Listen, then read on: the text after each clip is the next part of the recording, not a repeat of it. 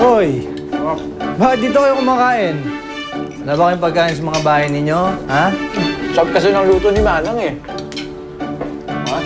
Sandali. Akala ko ba galing kayo sa party? Parang gutom na gutom yata kayo. Eh, ikaw kaya magkwento. Ba't ang aga mo umuwi? Ba't di mo kasi sinama dito yung ano mo? Princess Iris mo. Ba? Sigit lang yan, wala kasing love life eh. Bakit ikaw meron? Ha? Wala din. Yabang mo ah. Wala din. Oh, kamusta na nga si Iris? Okay. Okay kami.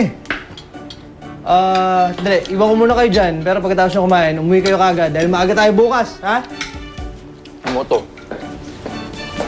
May iwas, no? Kasi ko, Ang LQ. bago-bago, LQ na. LQ ka agad, bro.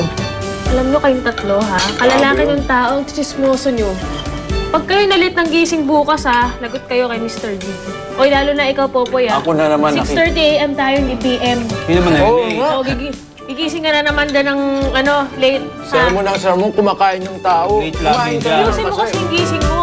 Kupad-kupad mo ba? Para sa mga gising ko, di ba? Kaya tayo.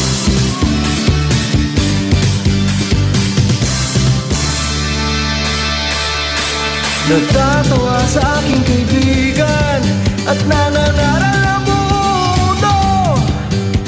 Wala na raw tayo, mga kabataan, sa ating mga ulo.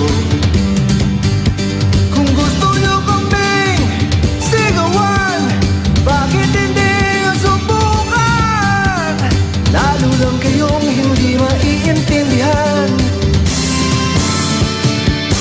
ang awit ng kabataan, ang awit ng panahon, hanggang sa kinabukasan, awitin natin ngayon.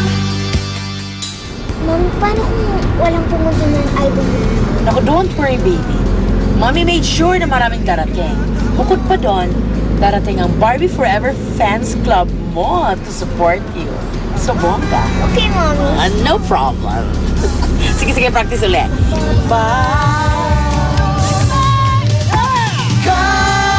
Kabataan, panahon, kabataan, ngayon na ang ating panahon.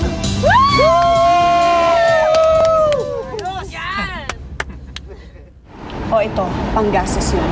Galingan niyo mamaya, ha? Ma'am, hindi na kailangan yan. Sa totoo lang, ma'am, fans talaga kami ni Roseanne. Isa pa, talaga namang mas mahusay si Roseanne kesa sa Barbie na yan. Naman. Pero tanggapin mo na rin to. Pang merienda din yan. Ano ka ba? Ikaw ang bahala, ma'am. Sige na. Salamat, ha.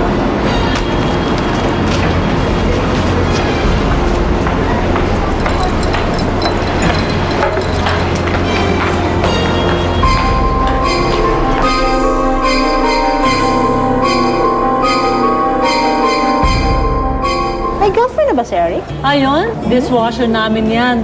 Alam mo naman si Eric, malapit ang loob sa mga mahihirap. Alam mo, Barbie, feeling, sikat ka na. Pero itaga mo sa bato, malalaw screen agad. Kailangan ko makausap kay Tomaro. Hindi ko pwede iwan ng gusto. Give me one good reason. Para sa'yo. Hindi yan seryoso. Makakalimutan mo rin yan pagpunta mo sa Cebu. All this time, akala ko wala siya dito sa bansa. Kalimutan mo na lahat ng nangyari. Kailangan ko na sagot kung bakit niya kami iniwan dati. Boo! Boo! Bumaba ka dyan! Hindi ka dapat dyan! Dapat dyan si Roseanne! Gago ka talaga, ha? Gago ka! Bakit?